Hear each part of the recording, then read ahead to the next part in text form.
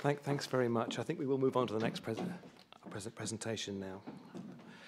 We're staying in the area of local government with our next presenter, and that's Jenny Parkin from the London Borough of Camden. Jenny's been working in organisational development roles for most of her career, specialising in culture change, employee involvement and innovation. And she's particularly interested in the positive relationship between those things. Prior to joining Camden, Jenny worked as an advice consultant for the Work Foundation and KPMG, predominantly working with public and third sector organisations.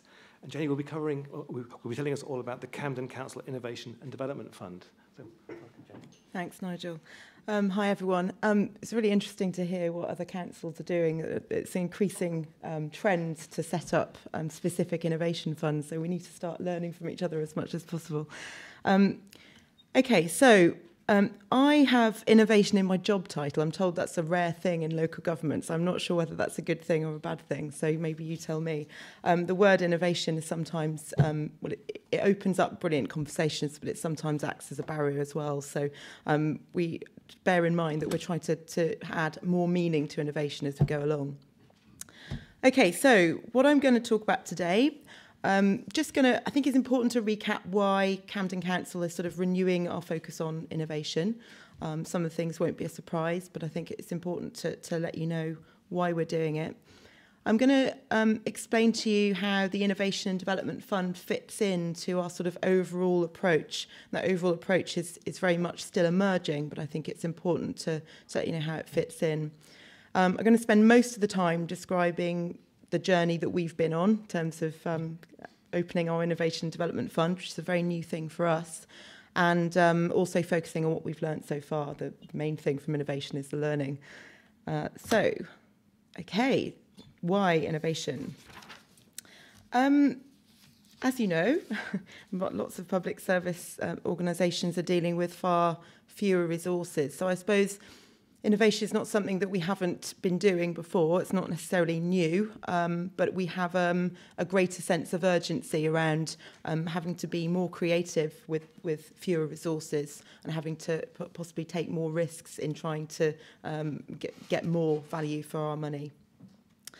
I don't know if you've seen, but we've actually recently released our 5-year plan called the Camden Plan. And Camden is a place of extremes in terms of demographic extremes. So our Camden Plan, at the heart of that, is a real focus on inequalities and how to address inequalities in the borough. So I think innovation is very much a key enabler for us to try and find new solutions to problems that we've been grappling with for perhaps decades in the borough.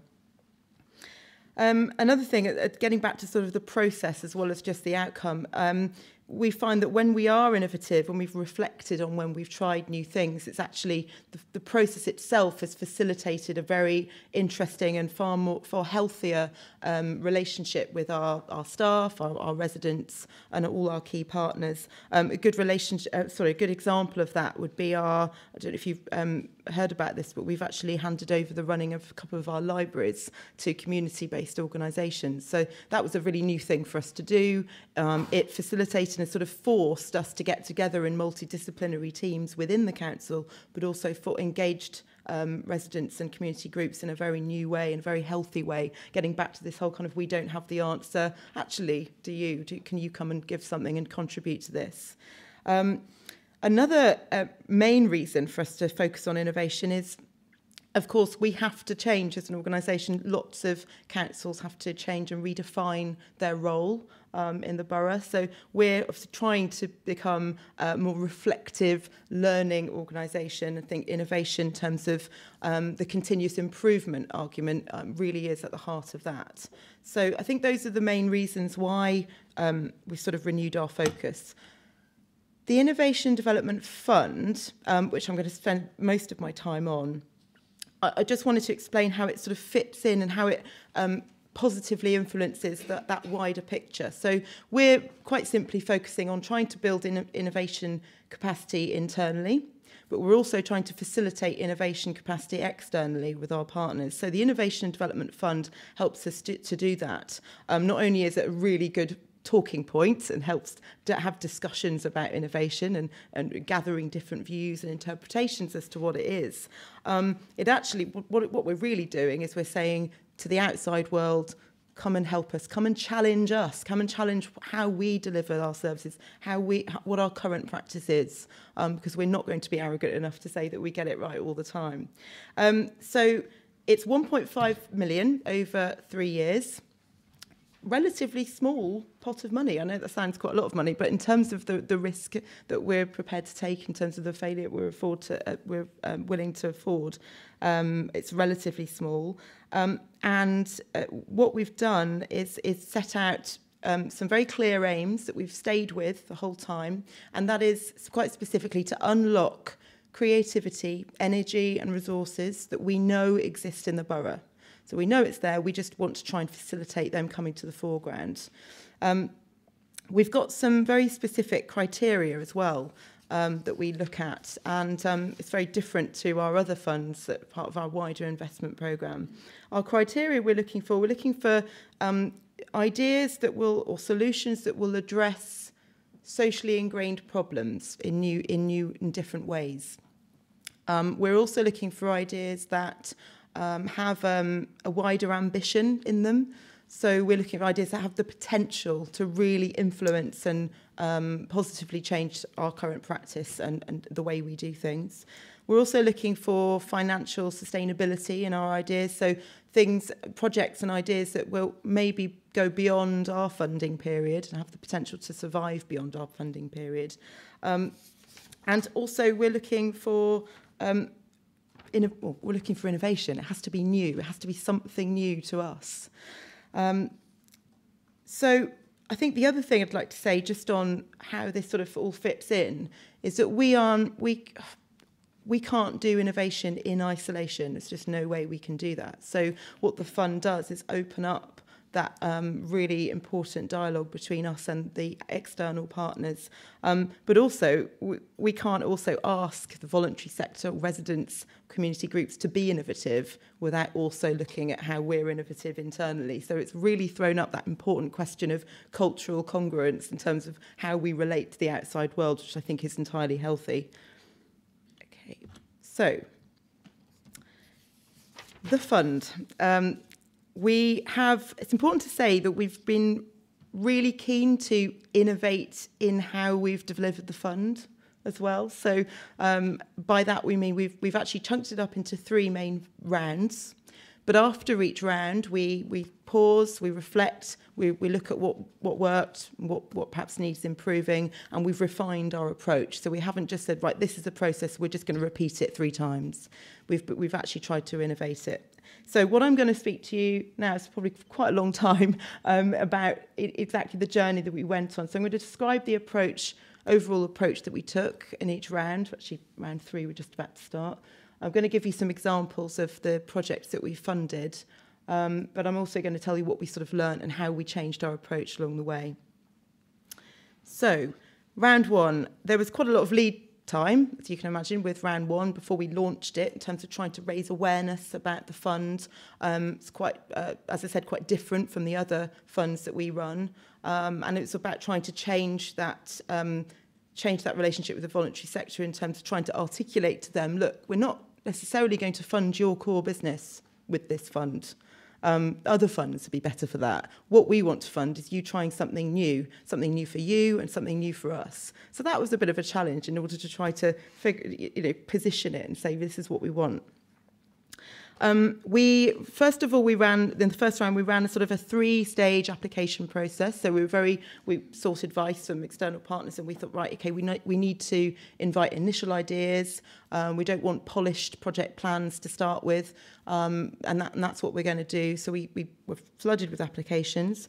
We had to run sort of internal assessment processes based on the criteria that I mentioned.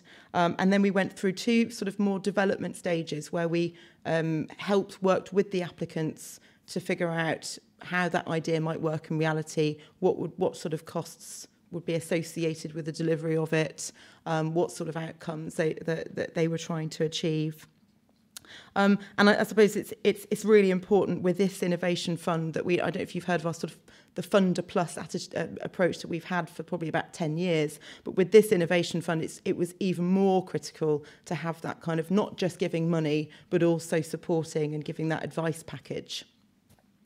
So we funded 8 projects from round 1. If you're interested in reading more about those specific projects, they're all on our website. But just to give some examples, one of them was the Creative Health Lab. That's actually trying to use a micro anaerobic digester. I've had to learn quite a lot about micro anaerobic digesters.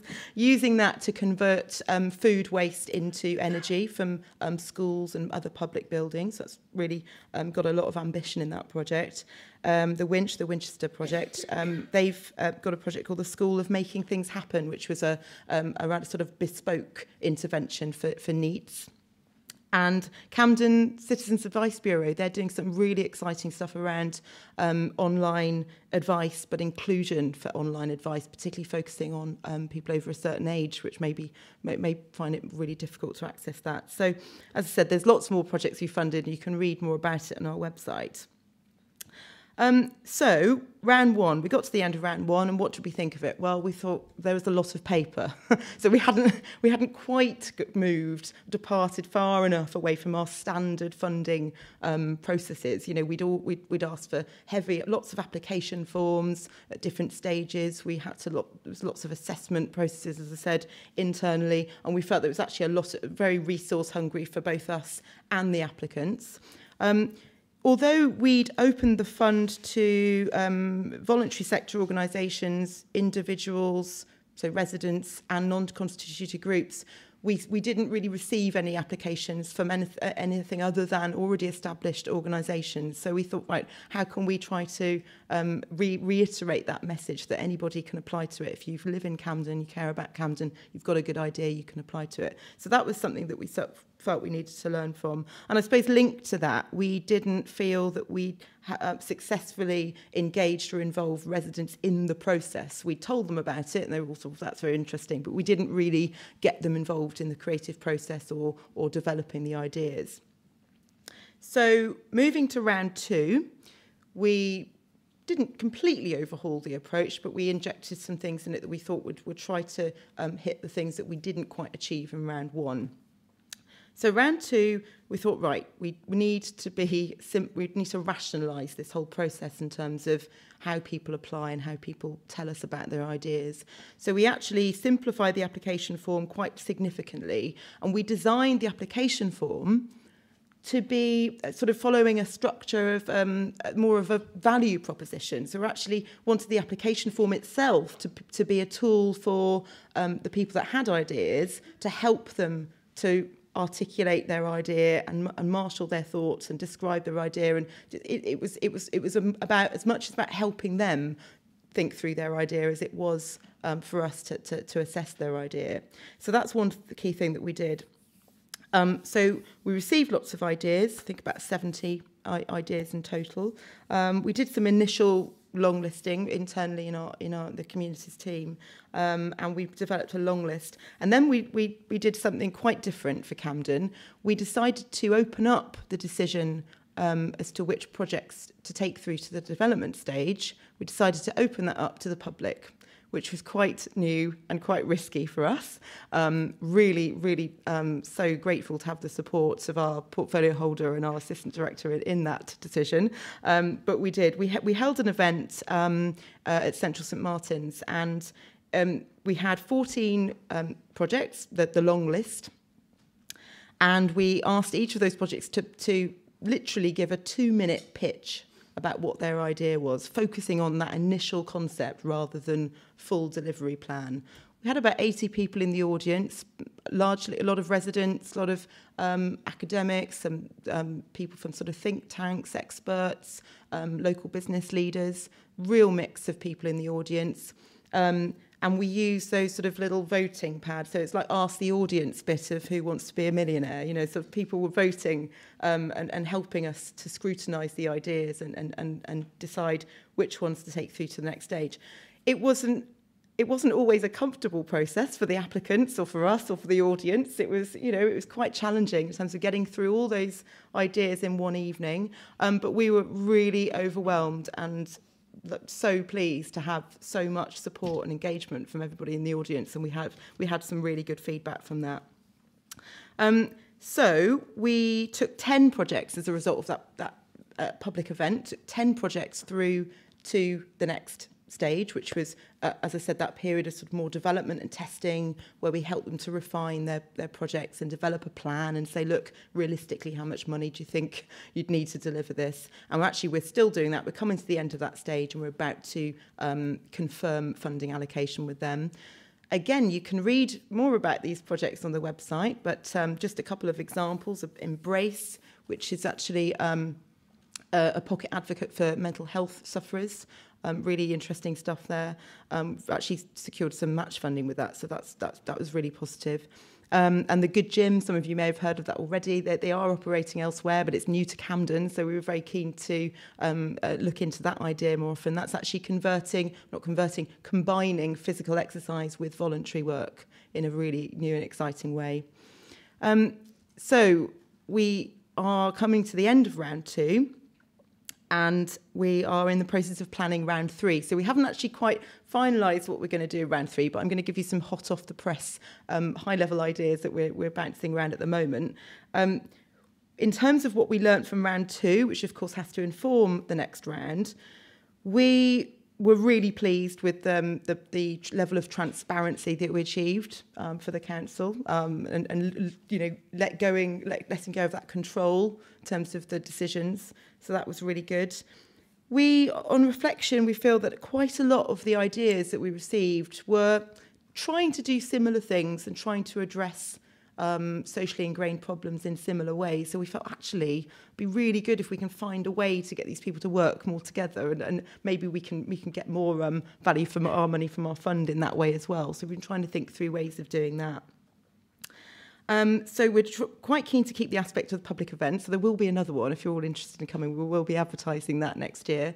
But the main thing we're trying to do in round 3 is, rather than sort of open the fund and wait for these ideas to come through the door, we're actually going to try to facilitate a more creative process by bringing together council officers who contribute to certain social inequality outcomes, bringing those together with voluntary community sector organisations and direct service users in a way that they can actually all get around the table, quite similar actually to some of the presentations that have been given.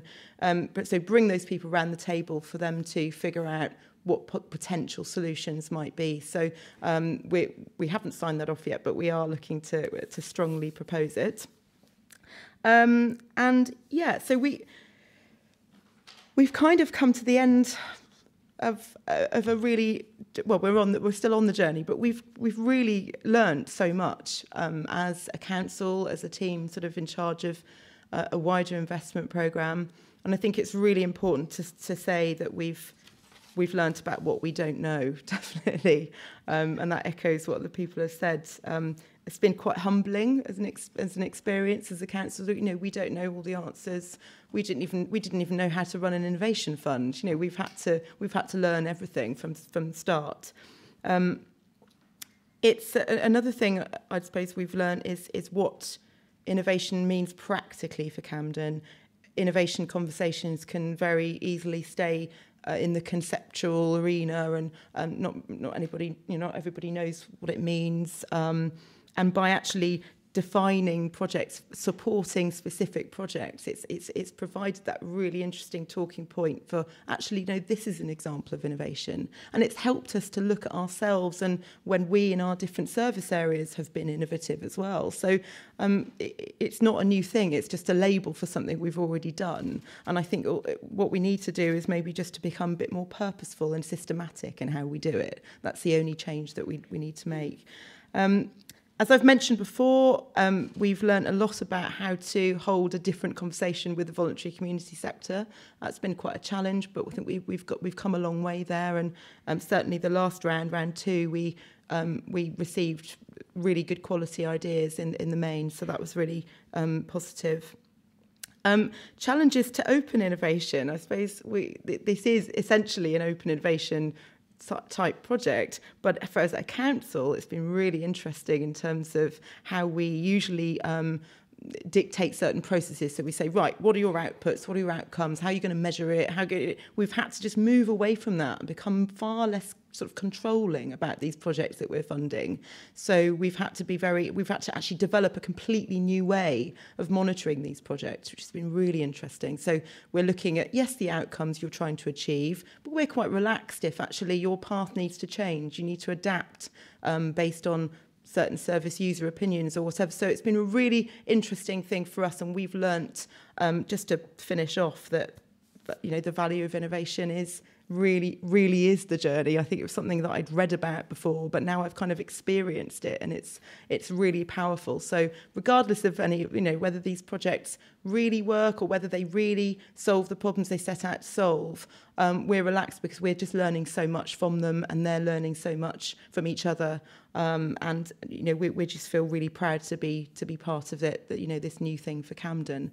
But as Heather said, we're really interested in making new connections. And if you want to help, if you have any ideas for us or contributions, then we'd be really interested to talk to you. I'm going to stop there. Is that all right? Go for time. Thanks.